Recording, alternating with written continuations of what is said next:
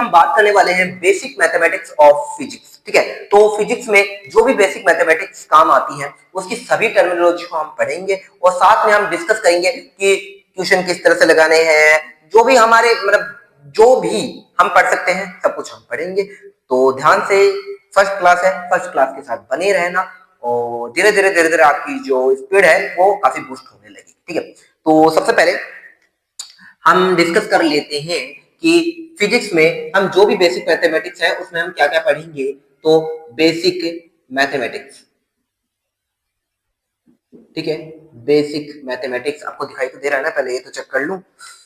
हाँ सर दिख तो रहा है, थोड़ा सा ऊपर हो गया है सर थोड़ा नीचे करते हैं। हाँ बेटा कर रहा हूँ।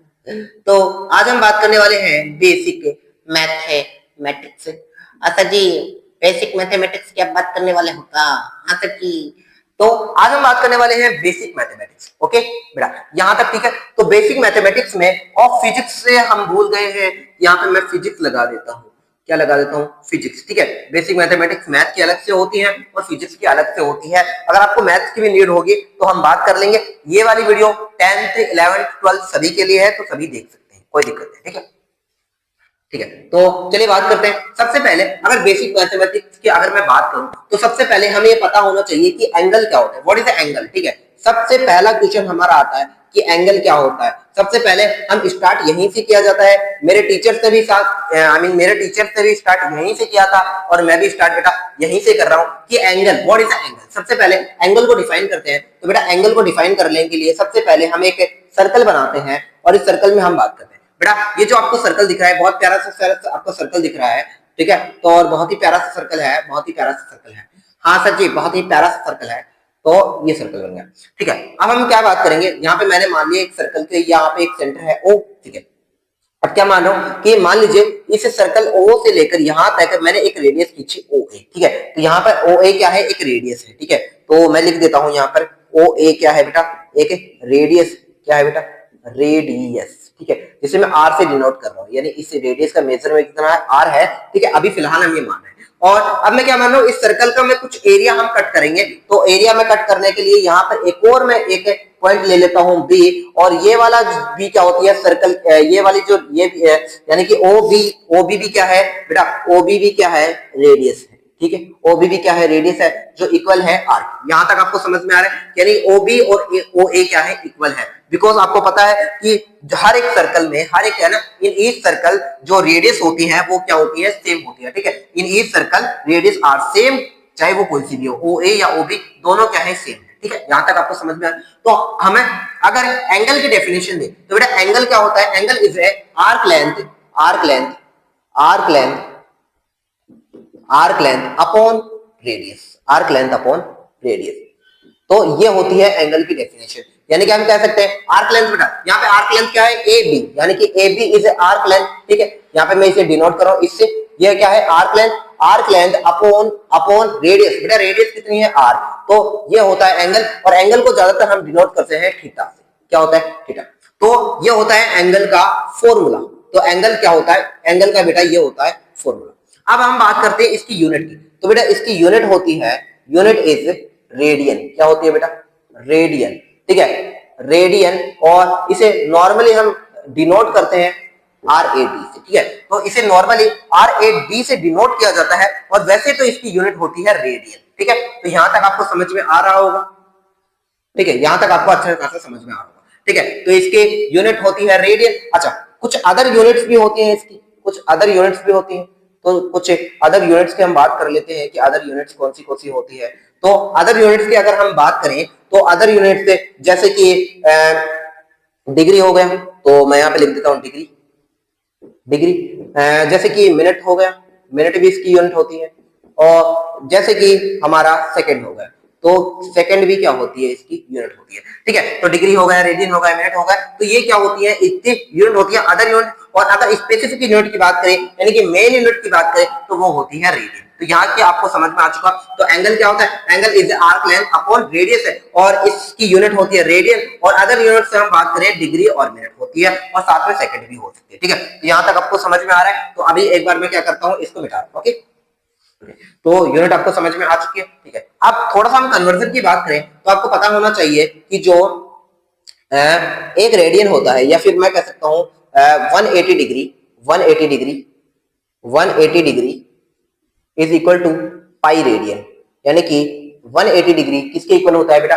पाई रेडियन के इक्वल होता है। 180 degree is equal to pi radian. अगर यहां से हम फॉर्मूलेस निकालें तो ध्यान से देखो, अगर 180 डिग्री है तो मैं कह सकता हूं यहां से 1 डिग्री की वैल्यू अगर मैं निकालूं तो 180 को मैं यहां से नीचे भेज देता हूं, तो यहां से कन्वर्जन करेंगे तो पाई अपॉन 180 रेडियन आ चुका है। ठीक है, तो पाई अपॉन 180, 1 डिग्री में कितने रेडियन होता है? पाई अपॉन 180 होगा। ये है हमारा फॉर्मूला नंबर 1। ठीक है, तो ये सभी फॉर्मूलेस आपको क्या करना है? नोट करना है, क्योंकि सारे फॉर्मूलेस काम आएंगे बेटा। ठीक है, सेकंड थिंग अब बात करो बेटा, ध्यान से देखो, अगर मुझे एक रेडियन की वैल्यू निकालनी है तो, अगर मुझे एक रेडियन की वैल्यू निकालनी है तो क्या करेंगे बेटा? अगर मुझे एक रेडियन की वैल्यू निकालनी है तो मैं पाई को नीचे भेज देता हूं। हाँ सर, पाई को आप नीचे भेज सकते हो। तो यहां पर अगर 1 रेडियन की वैल्यू निकालनी है तो इस तरह से हमारा फॉर्मूला आ जाएगा। और ये आंसर किस में आएगा बेटा? ये आंसर आएगा हमारा डिग्री में। तो यहां पर मैं डिग्री लिख देता हूं ताकि आपको अच्छे से दिखे। ठीक है, तो ये है फॉर्मूला नंबर 2। ठीक है, तो यहां से ये दोनों फॉर्मूले इसी फॉर्मूले से आए हैं कि अगर मुझे डिग्री की वैल्यू निकालनी है, 1 degree is equal to pi upon 180 radian, और 1 radian is equal to 180 upon pi degree. ठीक है, तो यहां तक आपको इस तरह से दो फॉर्मूले बनते हैं। ठीक है, कुछ और फॉर्मूले भी हैं जिनके हम बात करने वाले हैं।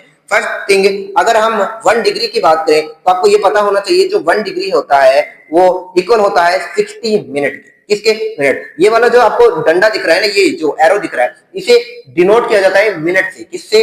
मिनट से। तो मैं लिख देता हूं यहाँ पे साइड में, ये वाला डिनोट किसको करता है बेटा? मिनट को करता है, मिनट को करता है।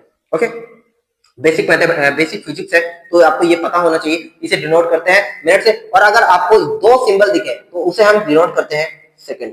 किसे डिनोट करते हैं? सेकंड से। तो ये भी आपको पता होना चाहिए। तो ये फर्स्ट थिंग है कि 1 डिग्री में कितने मिनट होते हैं? 60 मिनट होते हैं। और अगर हम बात करें कि 1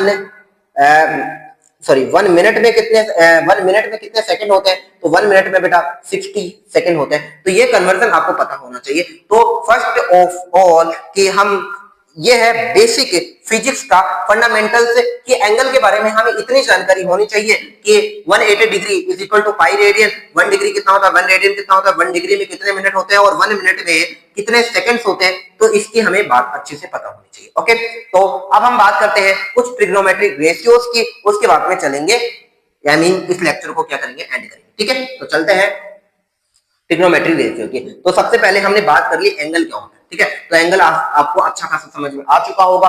अब हम बात करने वाले हैं कुछ ट्रिग्नोमेट्रिक रेशियोज की। ट्रिग्नोमेट्री, ठीक है, ट्रिग्नोमेट्रिक।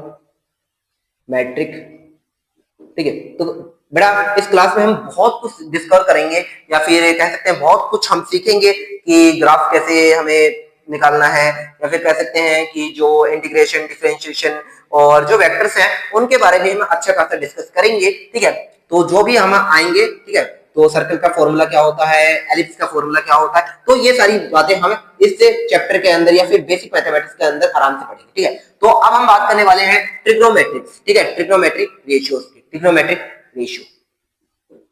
तो चलिए ट्रिग्नोमेट्रिक रेशियो की हम बात करने वाले हैं। सबसे पहले ट्रिग्नोमेट्रिक रेशियो निकालने के लिए हमें सबसे पहले एक ट्रायंगल पता होना चाहिए, जो ट्रायंगल हम कहते हैं राइट एंगल ट्रायंगल। ठीक है, तो ये है बेटा A B C is a right angle triangle. तो ये आपको दिखाई दे रहा है बेटा। ठीक है, तो ABC is a right angle triangle. थोड़ा सा इस ट्रायंगल को मैं बड़ा बना लेता हूं, अगर आपको दिखाई नहीं दे रहा है तो इस ट्रायंगल को मैं थोड़ा सा बड़ा कर लेता हूं। ओके, तो ये ट्रायंगल थोड़ा सा मैं बड़ा कर लेता हूं। This is A B C. तो ABC is a right angle triangle. और राइट एंगल ट्रायंगल में हम बात कर लेंगे, जो हमारे एबी है इसको मैं बेस मान लेता हूं। ठीक है, AB इज अ बेस और CB is a perpendicular and AC is a hypotenuse. ठीक है, तो अगर इस तरह से बात करें तो ट्रिग्नोमेट्रिक रेशियोज के हमें पता होना चाहिए। 6 तरह के ट्रिग्नोमेट्रिक रेशियो होते हैं, sine theta, cos theta, tan theta, cot theta, sec theta, और लास्ट होता है कोसेक थीटा। Cosec theta. ठीक है, तो ये 6 तरह के ट्रिग्नोमेट्रिक रेशियोज होते हैं, तो इसकी हमें बात करनी है। चलो अब बात करते हैं बेटा। सबसे पहले अगर साइन थीटा की बात करें तो मैं इसको बेस लिख रहा हूं, इसको हाइपोटेनियस लिख रहा हूं, सॉरी परपेंडिकुलर, इसको हाइपोटेनियस। तो जो हमारा साइन थीटा होता है वो साइन थीटा किसके इक्वल होता है बेटा? वो होता है परपेंडिकुलर अपॉन, ठीक है, upon base, sorry perpendicular upon hypotenuse के। ठीक है, अगर आपको फॉर्मूला याद नहीं है तो फॉर्मूला याद कर लेना, पीले बेटा पीले, पीले बेटा पीले, हरी हरी बोतल। ठीक है, तो इस तरह से हम याद करते थे। आप भी पता नहीं किस तरह से याद करते होंगे, वो मुझे नहीं पता, लेकिन मैं तो इसी तरह से याद कर लेता, पीले बेटा पीले हरी हरी बोतल, हाँ पीले पीले पीले पीले। ठीक है, तो साइन थीटा का फॉर्मूला हो जाए पीले बेटा पीले हरी हरी बोतल, और ये हो जाएगा बेस का, ठीक, cos थीटा का। देखो सेकंड थिंग चलेंगे, tan थीटा का बेटा क्या हो जाएगा, p अपॉन b, ये तो आपने क्लास 10th में सीखा ही होगा। cos थीटा का बेटा कितना हो जाएगा, cos थीटा का निकालने के लिए हम इसका उल्टा कर देंगे, b अपॉन p।